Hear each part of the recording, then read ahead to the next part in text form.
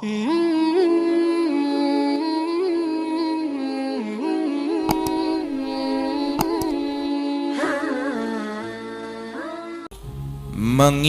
kematian dan juga memperpendek cita-cita dan rencana kita. Artinya, man tala amaluh sa'a amaluh. Disebutkan bahwasanya barang siapa yang panjang cita-cita, berencana mati masih jauh, kematian masih entar, hidup masih panjang.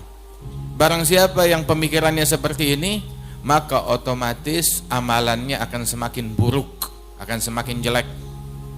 Namun barang siapa yang cita-citanya pendek, maka otomatis amalannya dia pun juga akan semakin baik, akan semakin mulia, akan semakin luhur. Saudara-saudara sekalian, kita semuanya berada di momen ini, di saat ini, di zaman ini. Kita kumpul di zaman ini, di dunia ini.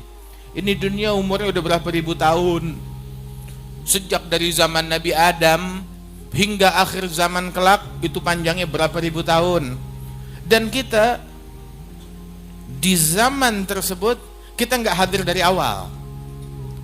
Dan kita tidak akan hidup sampai akhir. Dan juga kita tidak mengambil mayoritas dari masa tersebut.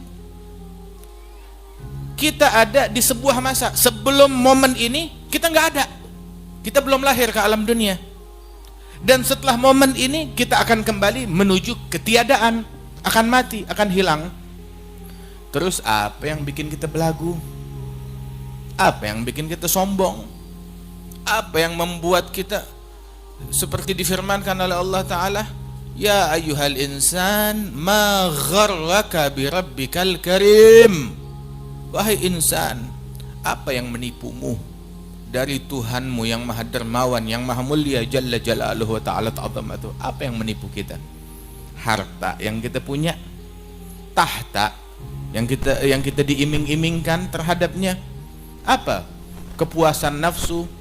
Apa yang diiming-imingkan? Apa yang menipu kita dari Allah Subhanahu wa ta'ala hingga kita melupakan janji kesetiaan kita kepada Allah Ta'ala, pengabdian kita kepada Allah, kita tukar dengan pengabdian kepada selain Allah, kepada nafsu kita, kepada hawa kita, kepada tahta kita, kepada dunia kita, waliyadzubillah min dzalik. Dan kita nggak tahu finish kita kapan.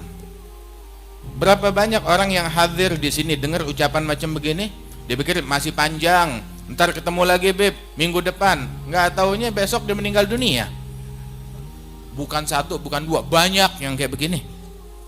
Makanya Imam Al-Haddad bilang al-bidar qabla al-fawati innama anta urdatul afati badir al-fawta qabla an taqta anka duna ma tabtaghi hutuful mamati.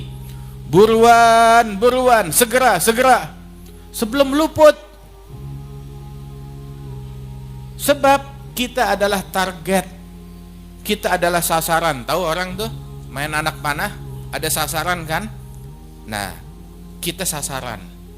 Sasaran dari apa? Sasaran dari kematian. Itu anak panah busur kematian tuh selalu membidik kita. Dan kita nggak tahu kapan dia lepas. Udah siap dibidik. Kita dibidik oleh busur kematian tersebut. Kita sasarannya. Dan selama kita hidup di dunia ini afat, darul fana, darul ghurur, wazur, ma takhda illa kullu abdin maghrur, man la basirah lah wala ma'uh nur, law kan yubsir la'atabar biman sar, biman ghada liturbi wal magabir, minal asaghir wa minal akabir, wal hashir wal ba'th ba'da al maut lil mahashir, fariqun fil jannah wa fariqun fil nar. Imam Al-Haddad bilang, ini dunia tempat tinggal yang fana, sebentar habis. Yang panjang umurnya begitu tetap bakalan mati juga.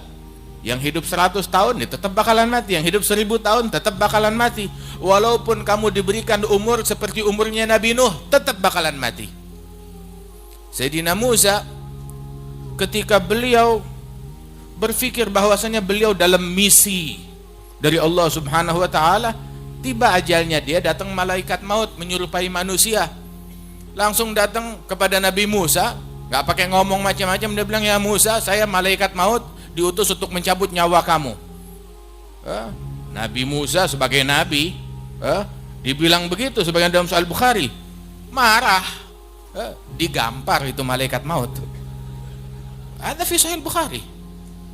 Maksudnya tugas saya belum selesai. Ini menurut dia datang, nggak ada berita, nggak ada kabar, mau cabut nyawa, ditempeleng, digampar, sampai disebut matanya itu keluar, lepas. Ketika digampar oleh Nabi Musa, sebab dia dalam wujud manusia. Kemudian kembali kepada Allah Ta'ala, "Ya Rabb, Engkau mengutus aku kepada hamba yang benci sama kematian." Ini saya sampai digampar.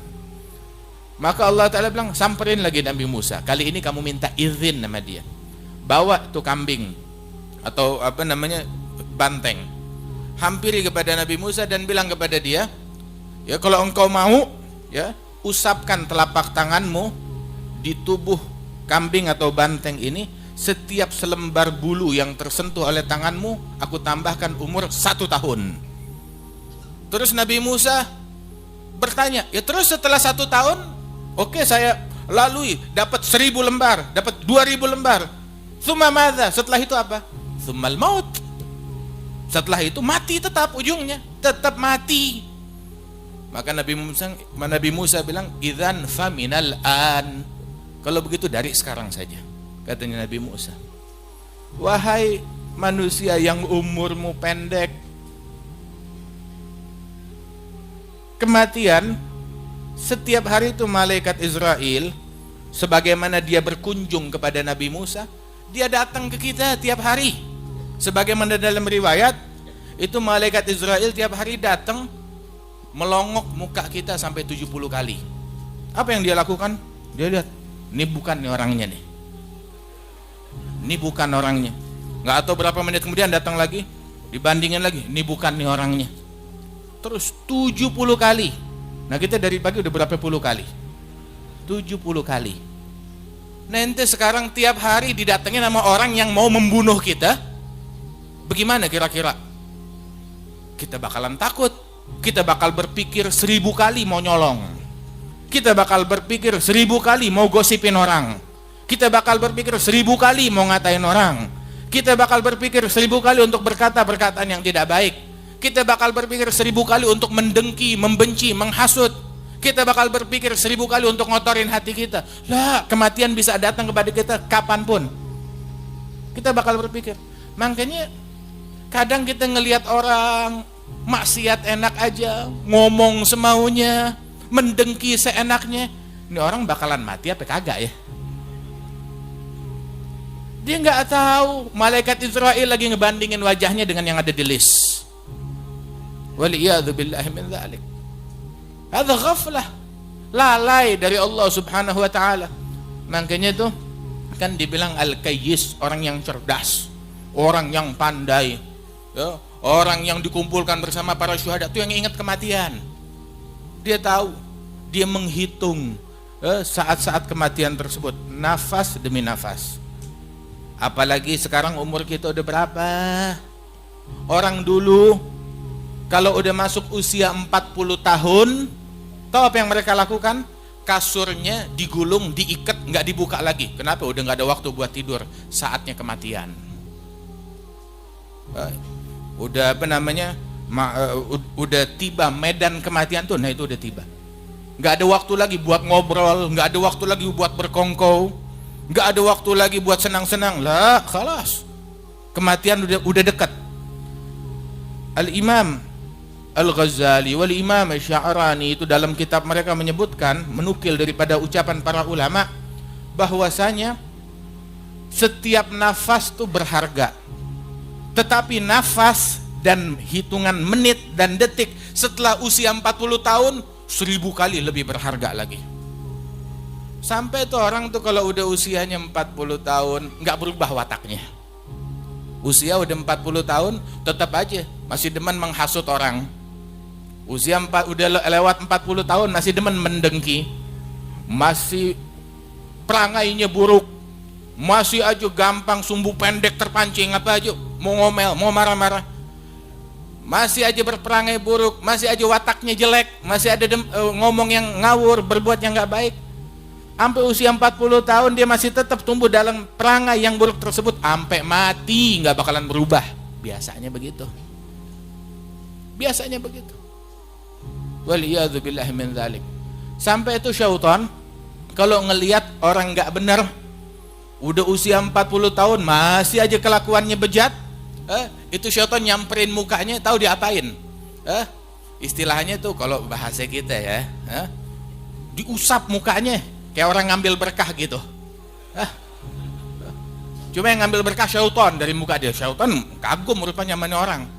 Tahu, muka tuh orang tuh yang tukang maksiat udah usia 40 tahun masih demen maksiat, masih demen ngomong kotor, masih demen ngelihat yang haram, masih demen bikin yang nggak benar. Tahu dia apa nama syaitan? Diusap mukanya oleh syaitan, dibilang bi abi wajah man la yuflih. Saya sumpah demi bapak saya, kata syaitan. Bapaknya syaitan siapa? Iblis. Sumpah ini wajah orang yang sial. Dia sumpah tuh syaitan wajah orang yang sial. Waliyadzubillah.